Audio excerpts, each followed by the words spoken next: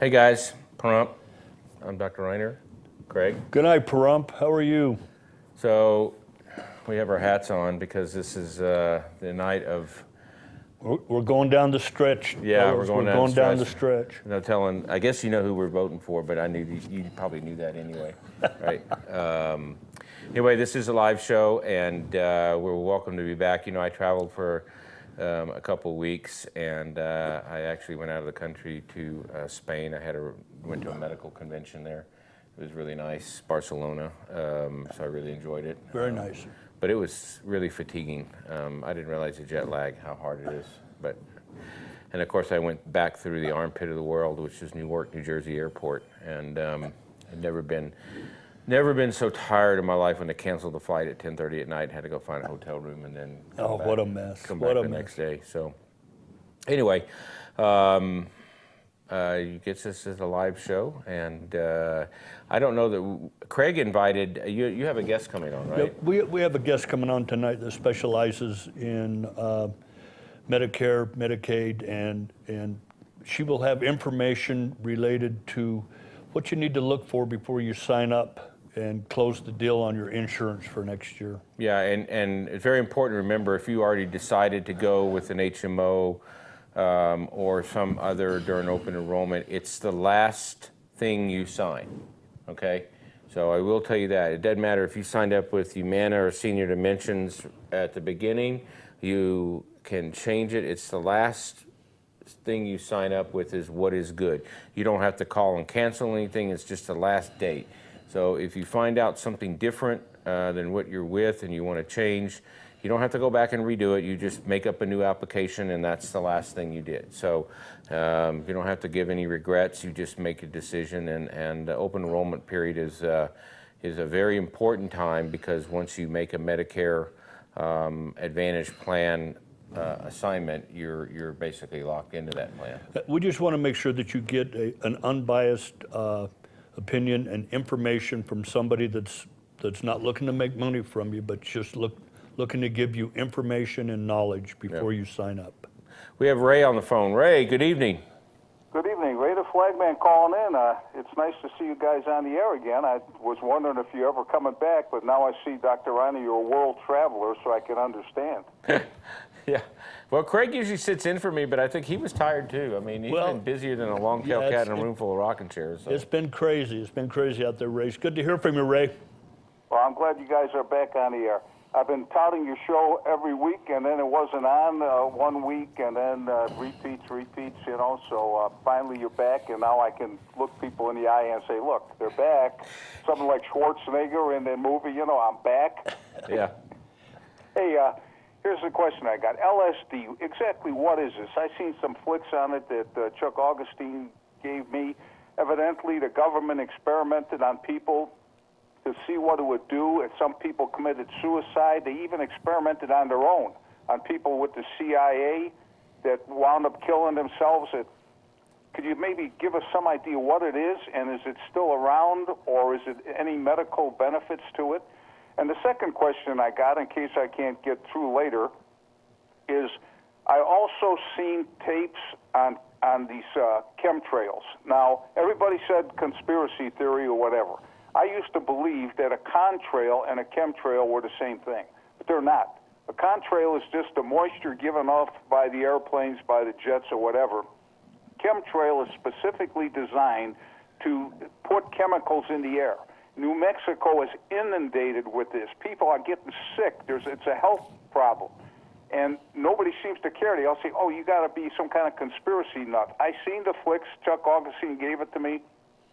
And I wish maybe you guys would look into it, because there's something to this. And we can't just forget about it because we say, well, the government's just trying something on us. And it's ridiculous.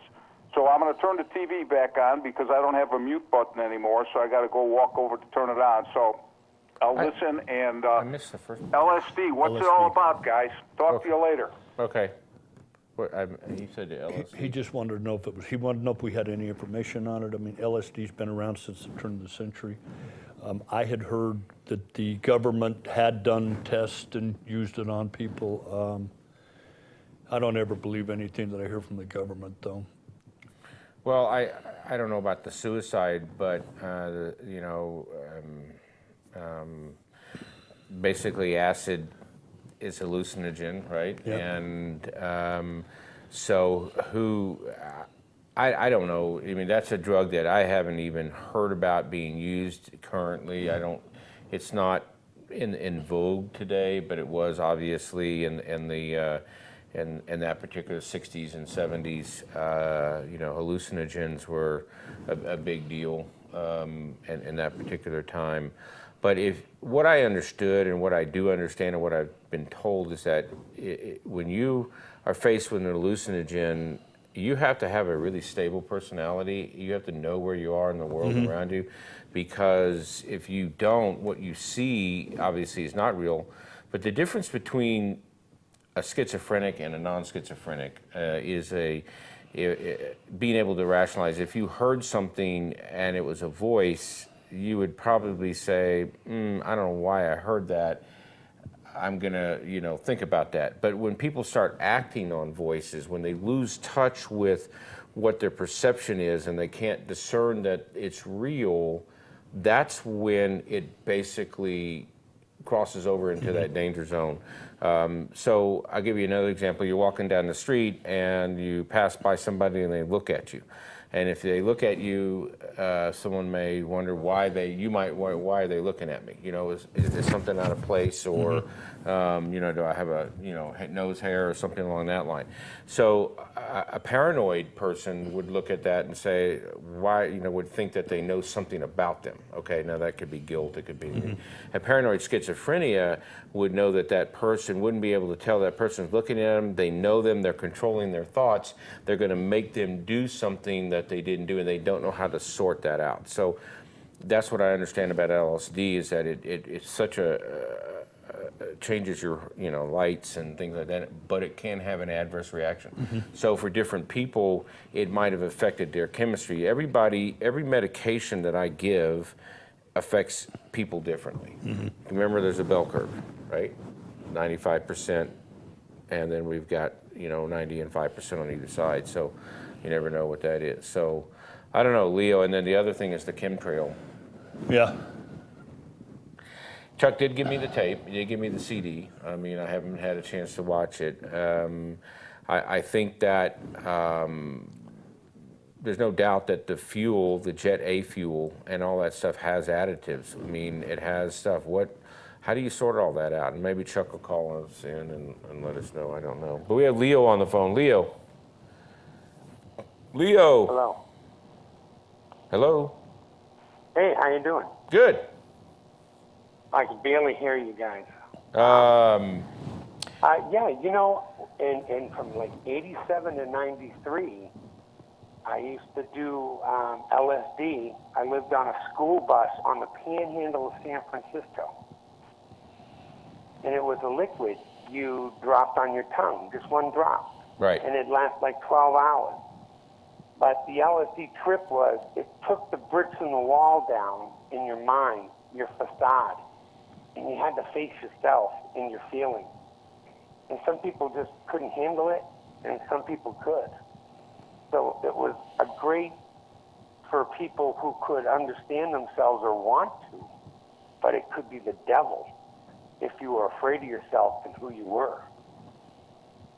So LSD was, you know, Timothy Leary's theory was pretty correct with it being one way or the other, depending on who the person was. We're having a little. We're having a little audio problem. We can't hear the caller. Oh, I don't know. We gotta. Hold on, Leo. Yeah, I could barely hear you guys on the phone. So you've had personal experience with LSD, correct? What was that? You've had personal experience with LSD, correct? Yeah, for like 3 or 4 years. Okay. And you're right, Yeah. it's a micro dot. It's basically the size of a, they used to hide them in decals and things like that. And your experience was good, I guess. Is that what you're saying? Well, there was some good and some bad. You know, it just depended on how I felt that day as well. Mm-hmm. But if you weren't expecting it and somebody slipped it in your drink, I don't think you could handle it unless somebody broke it to you. You're going on a trip.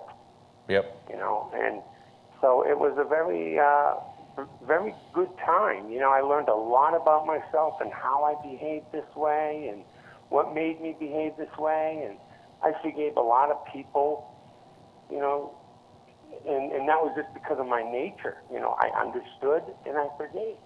And other people would be just lost in understanding. Well, that's interesting. I mean, I've had no personal experience with LSD, but and nor do I. Well, they said it was a mind-expanding drug. Yeah, and but I mean, in that particular time, who knows what the government might have been involved in. And obviously, somebody discovered it in a lab, did something with it, and it may have been one of those programs that the government decided to throw it out there for people just to see what it would do. I mean, who knows? I mean, there's a lot of control issues out there with people controlling us and what they're trying to do. But I don't want to get too, you know, paranoid on there. But I appreciate that. We're gonna go to break, and Leo, thank you for Thanks, Leo. thanks for sharing that with us. No problem, guys. Okay, have a good night. We'll be right back.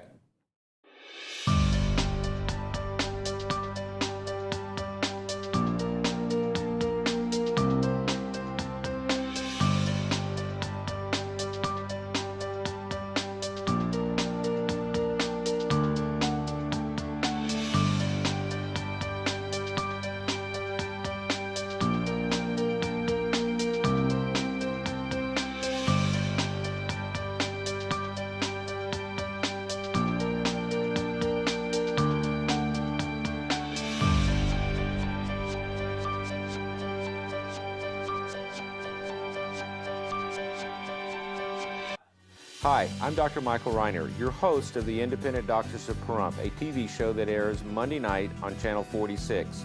I want to remind you that I am a practicing physician in Pahrump, and I'm an independent practitioner, which means I am not bought by any insurance company or corporate medicine. We provide the highest level of care. We have nurse practitioners. We have other physicians, specialists who come to our office. Please come visit me. I'm at 1316 East Calvada here in the heart of Pahrump. Thank you.